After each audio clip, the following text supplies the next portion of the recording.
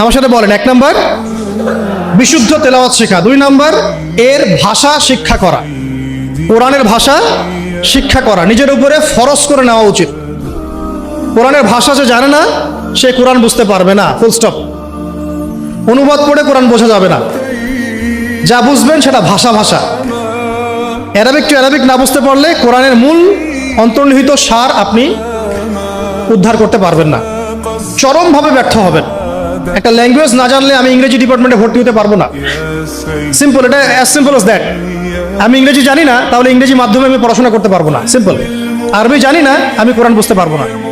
যা বুঝতে পারবো সেটা অনুবাদ দেখে দেখে, অনুবাদ দেখে বোঝাটা আর কোরআনের গভীরে যে ঢোকা, এটা মানে 7 জমিন আর 7ম আসমানের মধ্যে পার্থক্য, এত বেশি পার্থক্য সম্ভব না। তো 2 নাম্বার হচ্ছে আমাকে ভাষা শিখতেই হবে। আমরা একটা জোর দাবি জানাবো, প্রত্যেকটা প্রতিষ্ঠানে যেন কোরআনুল কারীম শিক্ষাটাকে বাধ্যতামূলক করা হয়। প্রত্যেকটা প্রাইমারি স্কুলেই আল কোরআনের শিক্ষাটাকে বাধ্যতামূলক করতে হবে। আপনারা এগ্রি করেন তো নাকি? প্রত্যেকটা হাই স্কুলে আরবি ভাষা শিক্ষাটাকে বাধ্যতামূলক করা উচিত। যেভাবে ইংরেজি বাধ্যতামূলক করেছেন ঠিক সেইভাবেই প্রত্যেকটা ইউনিভার্সিটিতে নবী সাল্লাল্লাহু আলাইহি ওয়াসাল্লামের জীবনের জন্য সিরাতের আলাদা ফ্যাকাল্টি থাকতে হবে ইনশাআল্লাহ। প্রত্যেকটা প্রতিষ্ঠানে ফরজে আইনের কোর্স থাকতে হবে, আমাদের ভাইরা জানবে কোন কোন বিষয়গুলো ফরজে আইন। প্রতিটা বিশ্ববিদ্যালয়ে আমাদের উচিত আল কোরআনের তাফসীরের জন্য কিছু কিছু ফ্যাকাল্টি চালু করা, ইসলামের ইতিহাস চালু করা, ইসলামী ফিকহের নলেজ অর্জন করা এবং আকীদার জ্ঞান অর্জন করা। অন্তত 4-5টা সাবজেক্ট আমাদের প্রত্যেকটা প্রতিষ্ঠানে থাকা উচিত।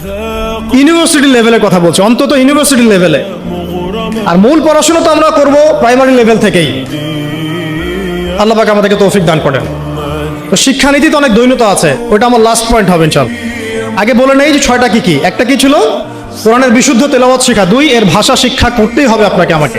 3 নাম্বার হচ্ছে কোরআনের অর্থ বোঝার চেষ্টা করতে হবে, কোরআনের অর্থ বোঝার চেষ্টা করা, এবং এটা একা একা হবে না, ওলামায়ে কেরাম লাগবে। 4 নাম্বার আল কোরআনের সমস্ত আদেশ মেনে চলতে হবে। রাজি আছি ইনশাআল্লাহ? 5 নাম্বার আল কোরআনের সমস্ত নিষেধ বর্জন করতে হবে। পারা যাবে ইনশাআল্লাহ? এবং 6 নাম্বার আল কোরআনের দাওয়াত মুসলিম অমুসলিম সবার ঘরে ঘরে পৌঁছাতে হবে ইনশাআল্লাহ। এটাকে আপনার লাইফের চ্যালেঞ্জ হিসেবে, অ্যাম্বিশন হিসেবে গ্রহণ করেন। আল্লাহ পাক তৌফিক দান করেন।